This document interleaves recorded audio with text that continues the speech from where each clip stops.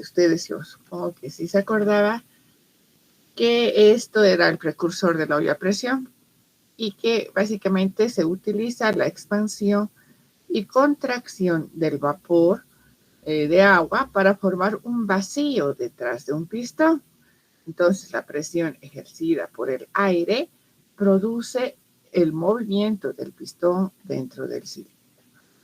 ¿Sí? O sea, en realidad es lo que se llama actualmente un digestor, ¿no? Un digestor a vapor. Y bueno, es básicamente eso. No tiene mucho puntaje, evidentemente 4 puntos, porque también es muy sencillo. Inclusive en la diapositiva decía algo, entonces tal vez ahí.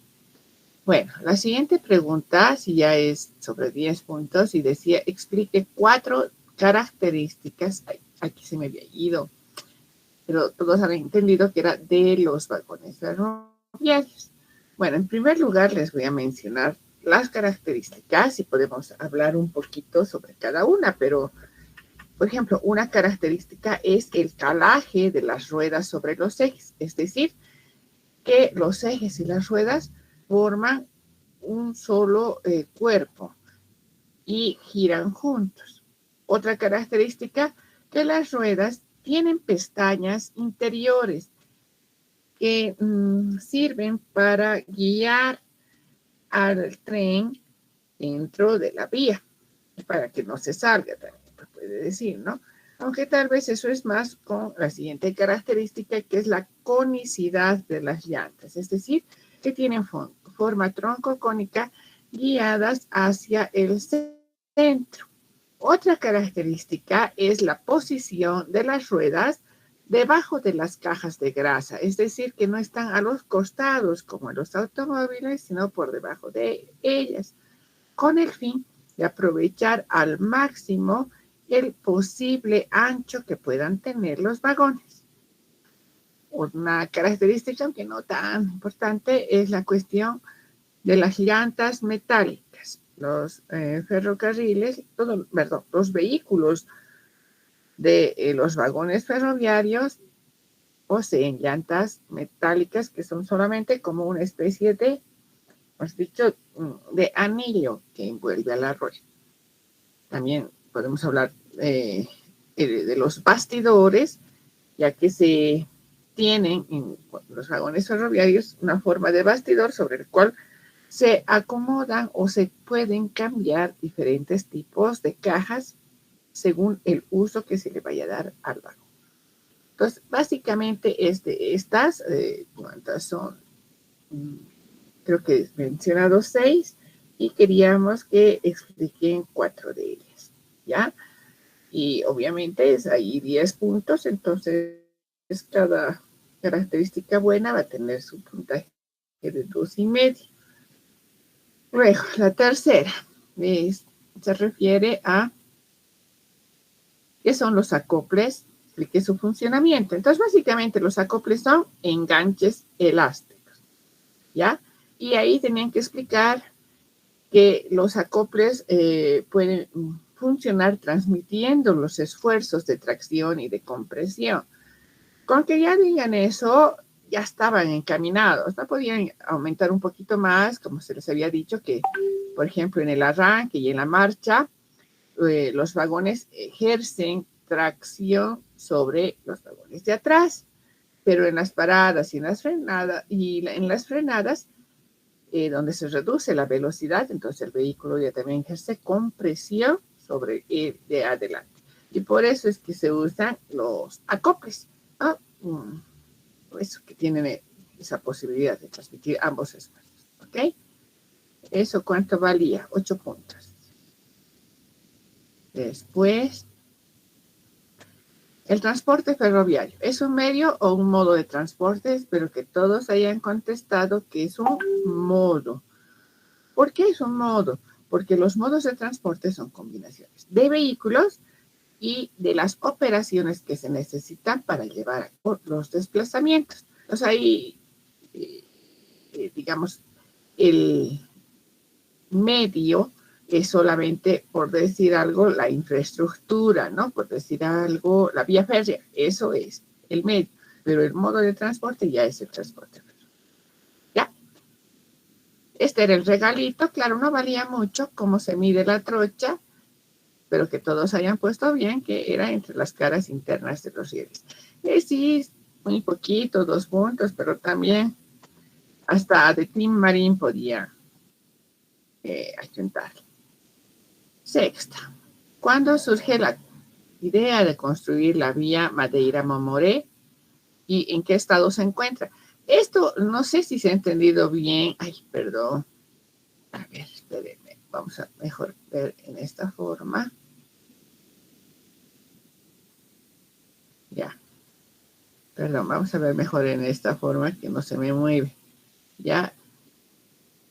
No me refería, por decir algo, al estado de, no sé, al estado plurinacional de Bolivia. No me refería a eso, sino en cómo está. Espero que se haya entendido bien y después así, bueno, como nadie pregunta, ya lo he dejado más así también, una mayor explicación. Pero esto era a inicios del siglo pasado y luego de que termina la guerra del Acre, que duró entre 1899 a 1902, Bolivia termina la guerra, eso ya el año 1903.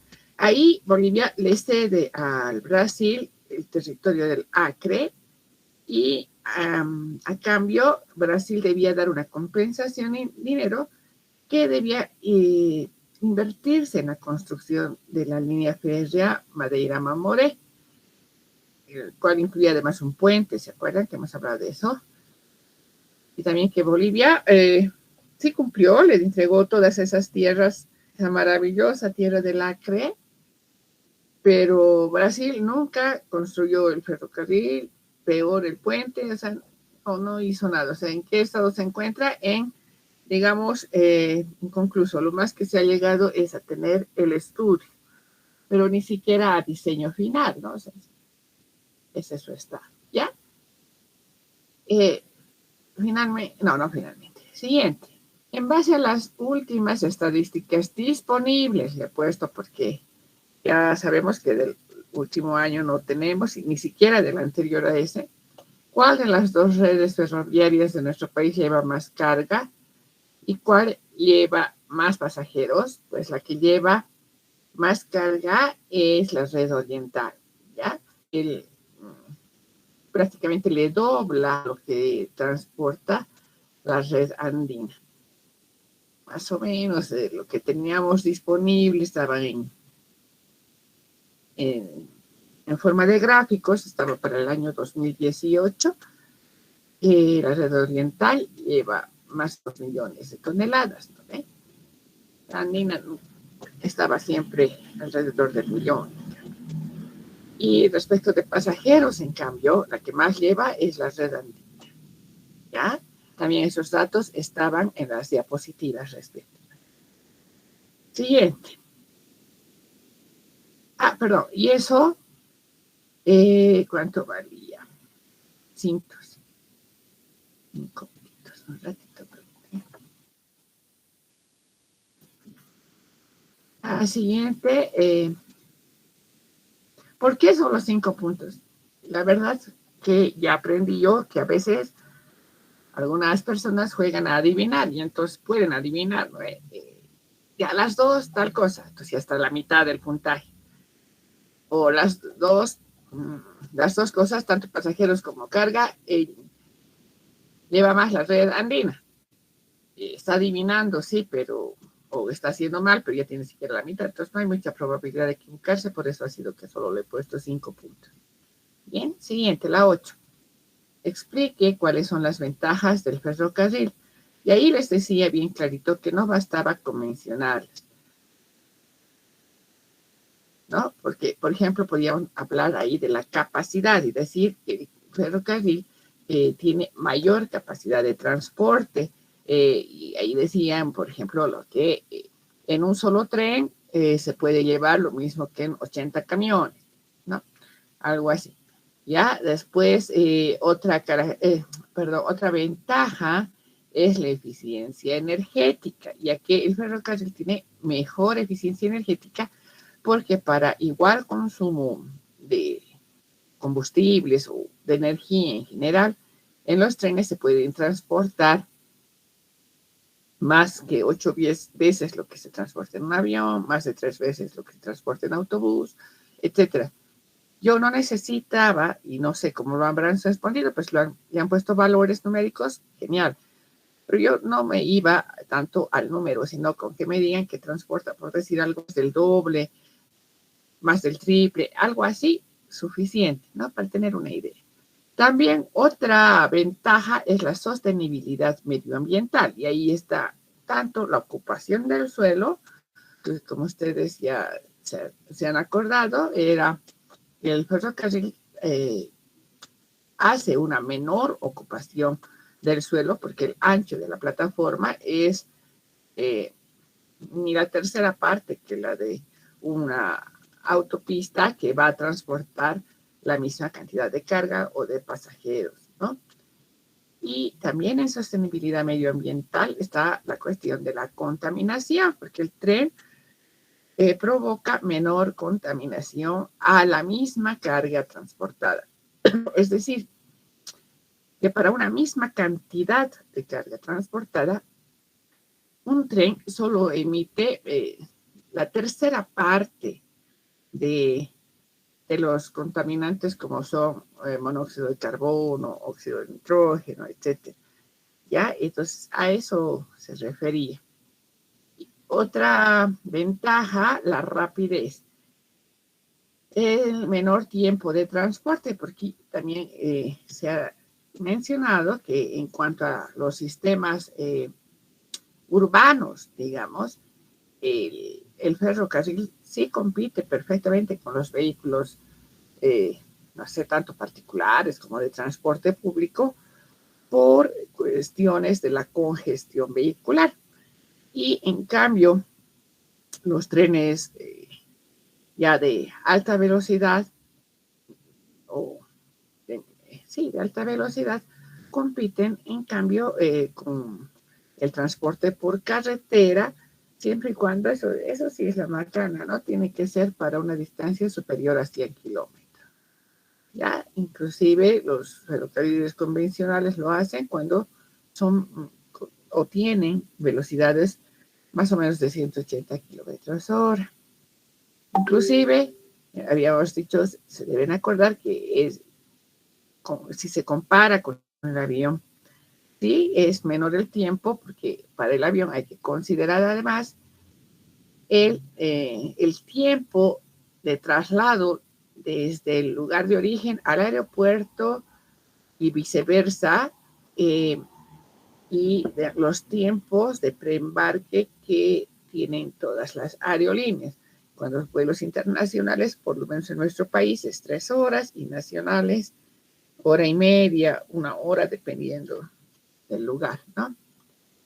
Finalmente, una ventaja más es la seguridad, que hemos indicado que si bien el avión es el que gana, no por ello el ferrocarril está muy por abajo, al menos los ferrocarriles de alta velocidad, y eso lo decían también los compañeros que han expuesto sobre los últimos, tienen índices de seguridad muy altos, hay muy pocos accidentes mortales. Es así que, por ejemplo, el compañero que nos hablaba del Shinkansen nos decía, ¿no?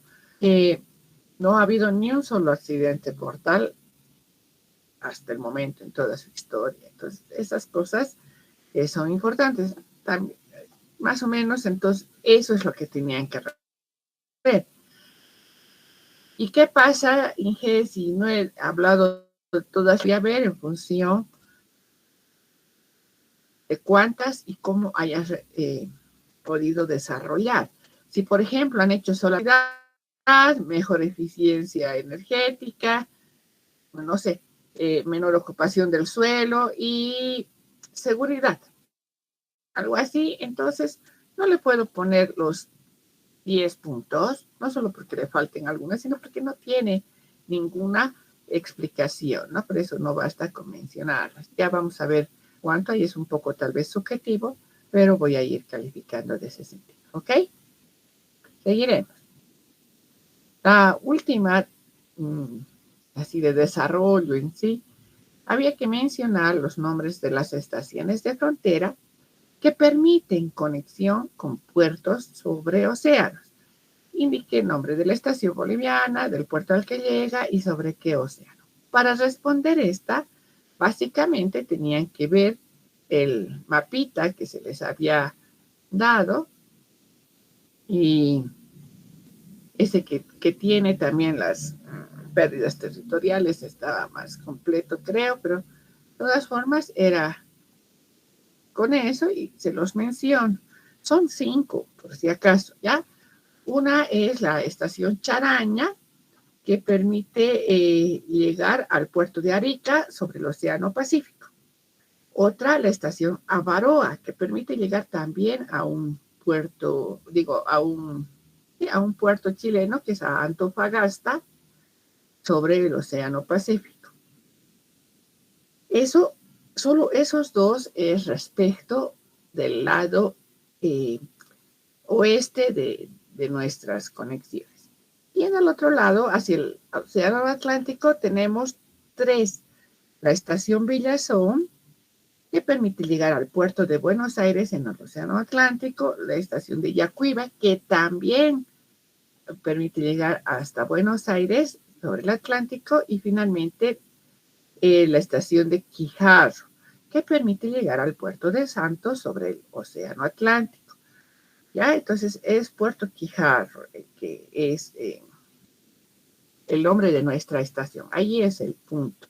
No, no sé, a veces uno piensa que es el otro, no sé, otro punto cercano a este, pues no, es Puerto Quijarro. Esto estaba clarito en el mapita.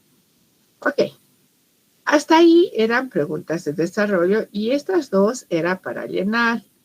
Acá, como dice esto, se les va a poner 2 puntos por fila respondida correctamente. Hay algunas filas en las cuales hay que marcar, digamos, uno solo y en otras 4 igual. Pero si, digamos, tengo que marcar 4 cosas aquí y he puesto bien 2, yo te voy a hacer valer algo, ¿de acuerdo? Digamos, un punto.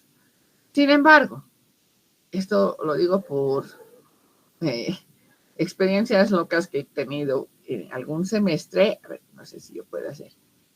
Se puede llenar todo, ¿ven? Entonces, si tú has dicho, si el razonamiento ha sido, al ponerle a todo, algo tiene que estar bien, entonces eso no me sirve. ¿Está bien? Eso vale 0. Aunque, por ejemplo, aquí dice tren de Stephenson.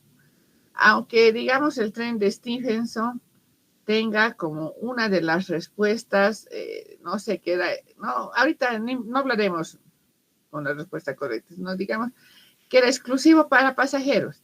Pero aquí está, pues está tiqueado. Sí, pero has tiqueado todos, o sea, has querido como que adivinar, ¿no ve? ¿Se entiende la idea? Eso no les voy a hacer valer. ¿Hay alguno que no tenga que marcarse nada? No, en todos son al menos algo. Por ejemplo, para Stephenson, la trocha normal podría ser, ¿no? Era sí o sí, hemos empezado eso, ¿ya? O, por ejemplo, el alfa pendular, que es un tren eléctrico, es un tren también de alta velocidad y voy a poner un poquito, bueno, trocha ancha es también para el alfa pendular y es exclusivo para pasajeros porque funciona básicamente como un tren urbano. Los trenes de pasajeros de la red andina, en cambio, a ver, pico, porque no puedo girar, ya. Hay los trenes de pasajeros de la red andina, por ejemplo, tienen trocha métrica y son diésel eléctricos, ¿no? Y obviamente, como está, esto sí era un regalito, dice trenes de pasajeros de la red andina, entonces sí tenían que también marcar que eran exclusivos para pasajeros. El tren metropolitano de Cochabamba también es exclusivo para pasajeros y también es eléctrico, y la trocha es normal, ¿cierto? Trocha normal. Después el TGV han expuesto dos de sus compañeros. Entonces, sí están bien, en realidad aquí era, esto es de la exposición de todos ustedes. Ustedes dirán, pucha, tanto hemos leído para solamente una pregunta, sí, pero es la que más vale, ¿no? 22 puntos, o sea, casi es la cuarta parte de su examen. Solo que está reunido de esta forma. Bueno, seguiremos. Estábamos en el TGV. El TGV es un tren eléctrico, entonces había que marcar en eléctrico, de alta velocidad y de trocha normal, ¿ya? Exclusivo para pasajeros también. Pues el tren de Shanghái. Está bien. Tren de Shanghái. Bueno, le he puesto así para que no sea muy lógico, ¿no? Porque si no ya tenía una respuesta. Sabemos que ese de Shanghái es un tren de maglev, entonces es uno de levitación magnética y es además colgante, ¿no? Entonces, aquí en colgante o elevado también tenía que marcarlo. Sí, ese más. Ya. Después el Safeye. El Safeye sí es un monorriel colgante, entonces aquí también marcábamos en colgante y también marcábamos en que usa la tecnología de eléctrico. También es de pasajeros exclusivamente, sí, efectivamente. También es solo de pasajeros. Toca aquí. Sobre la vía Montero-Bulo Bulo. Aquí no podíamos, por ejemplo, poner algunas de estas cosas, ¿no? Por ejemplo, no sé. No, pero igual, con la explicación que nos ha dado nuestro compañero, ya sabíamos que esta vía, por ejemplo, es para trocha métrica, porque se está construyendo así. Entonces, aquí marcábamos trocha métrica y que van a circular por él ferrocarriles, o más bien locomotoras diésel eléctricas. No marcábamos nada más. Este es una de las filas donde solamente tiene dos marquitas. Solo esas dos. ¿Ok? ¿Qué más tenemos acá? El Shinkansen. El Shinkansen, pues en primer lugar es un tren. Bueno, aquí sí hay un pequeño problema, efectivamente, según la tecnología, porque podría ser eléctrico o también tenemos ya los Shinkansens de levitación magnética. Entonces, eso me da cuenta después, yo lo voy a considerar. Si están hablando del eléctrico solamente, tendrían que marcar pues que es eléctrico, que es colgante y que además es exclusivo para pasajeros. Y si estamos hablando del maglev, pues es prácticamente igual que el tren de Shanghái, salvo que es, bueno, levitación magnética y exclusivo para pasajeros, ¿no? Eso yo me voy a fijar, ya, aunque el sistema ponga una respuesta u otra como buena, yo me voy a fijar, no se preocupe. El Eurostar es el tren que va por el túnel, ¿no ven? Es bien bonito, une Europa con Gran Bretaña, entonces es un tren, sabemos, eléctrico, es también de alta velocidad y es de trocha ancha, igual que todos los trenes de Europa, no de Europa, de Inglaterra, perdón. Y bueno, el Eurostar como tren puede ser exclusivo para pasajeros, pero puede llevar sus automóviles también. Entonces, tal vez eso los ha confundido. Si alguien por eso se ha equivocado, me dice en este momento. ¿Ya? Y bueno, aquí a mí me sale en último lugar el Transiberiano. Y del Transiberiano, ¿qué podemos decir? Es que es un tren eléctrico también. Aquí marcábamos también el eléctrico. Y después que es de trocha ancha, ¿sí? Porque en Rusia usan la trocha ancha. Y ¿qué más? El transiberiano. Y eso, nada más, solo esas dos características. Y es el eléctrico. No, hemos dicho que no, que es más bien eléctrico puro. No es colgante, nada más. Eso no más. Listo. Vamos a la última. Marcar las características que corresponden a los elementos de la primera columna. Igual que en el anterior, 2 puntos por cada fila bien contestada, independientemente de si tenga que marcar 2, 3 o 4 casillas. Y también, igual que en el caso anterior, si han marcado absolutamente todo para alguna fila o para todas, no vale nada. ¿Ya? Entonces, primero tenemos aquí, me está saliendo así, a la alta velocidad. La alta velocidad tiene plataforma segregada, no tiene pasos a nivel, es decir, que no le puede cruzar al mismo nivel un automóvil o ni siquiera un paso peatonal, ¿no? No tiene. ¿Ya? Estaciones cercanas tampoco. Velocidad máxima, no, y salta. Más bien pasa los 200. ¿Ya? Pasa los 200. Transporte masivo, pues la alta velocidad no se considera, a pesar de que lleva tantas personas, no se considera transporte masivo. Esto tampoco, y esto sí, bajo nivel de ruido. Sí, bajo nivel de ruido tiene la alta velocidad. El funicular, en cambio, solamente era marcar adecuado para pendientes pronunciadas. Tal vez podrían poner estaciones cercanas. Sí, puede ser. O sea, es un puede ser. No me voy a enojar, no voy a descontar si le ponen o le dejan de poner, pero las otras no. Bajo nivel de ruido, no, tampoco. Suena. Suena y se considera molesto. ¿Ya? El tren maglev, en cambio, es un tren igual de plataforma segregada que no tiene pasos a nivel y que tiene bajo nivel de ruido. Ese es el maglev, ¿no? Básicamente son las mismas características que un tren de alta velocidad. Pues sí, podría ser. Después tenemos el tren de cremallera. El tren de cremallera tiene estaciones cercanas, aunque no es necesariamente, no, mejor decir no.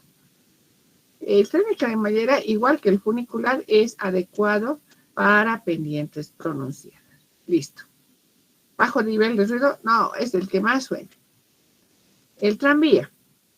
El tranvía, sí tiene estaciones muy cercanas y también tiene un bajo nivel de ruido. Esas son las dos características del tranvía.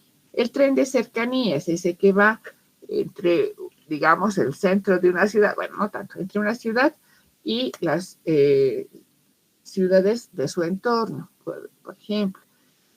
En son las estaciones cercanas, no va muy rápido, por eso su velocidad máxima es de 200 kilómetros por hora. Uy, eso no es muy rápido, no se considera muy rápido, o sea, no es alta velocidad. Se considera tren convencional en cuanto a su velocidad, ¿ya? Y esas dos características nada más. Y finalmente, el teleférico, eso ustedes saben, porque lo usamos, es adecuado para pendientes pronunciadas y tiene un bajo nivel de ruido. El metro tiene también plataforma segregada. Este es el transporte masivo. De todos estos, el que más adecuado es el nombre de transporte masivo es para el metro. Entonces también marcaba en esta casilla. Ok, esto es, chicos. ¿Alguna consulta, alguna pregunta? Califico, les mando una notificación a su correo electrónico con su respectiva nota. Entonces, hace rato, claro, ustedes pueden entrar, revisar y ver que está mal o que está bien, pero esa es la forma en que el sistema les avisa, ¿ya? La verdad que me viene a mí una semana bastante complicada, tengo que entregar varias cosas, por eso es que no creo que lo haga antes del martes la calificación. Bien, pero eso sería. Antes de continuar, a ver,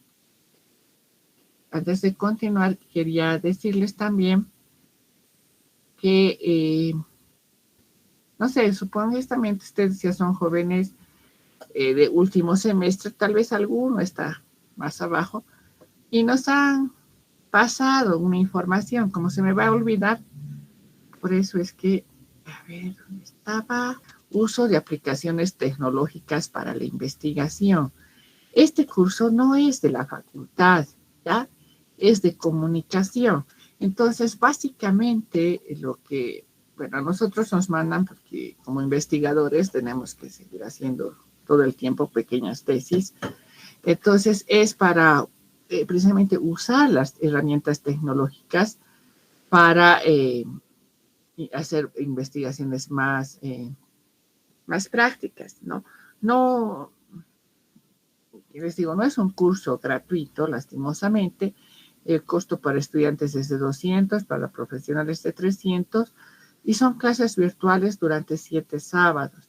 Y esto se los comparto a pesar de que la información ha llegado al grupo de docentes, a uno de los grupos de docentes que tengo, porque pienso que ya están por terminar. Entonces, por si acaso les digo, no es por hacer propaganda, no conozco a nadie en esa facultad o a la facilitadora, pero se los voy a poner en nuestro grupito, porque les van a enseñar, se va a enseñar sobre repositorios digitales, gestores como son Mendeley, Atlas, TIB9 también creo que van a abordar. Y, o sea, estas cosas sí se necesitan, al menos en nuestra área, porque la verdad que la mayor información que conseguimos en papel son de por lo menos hace 2, 3 años y ahora con la pandemia hasta de hace 5 años.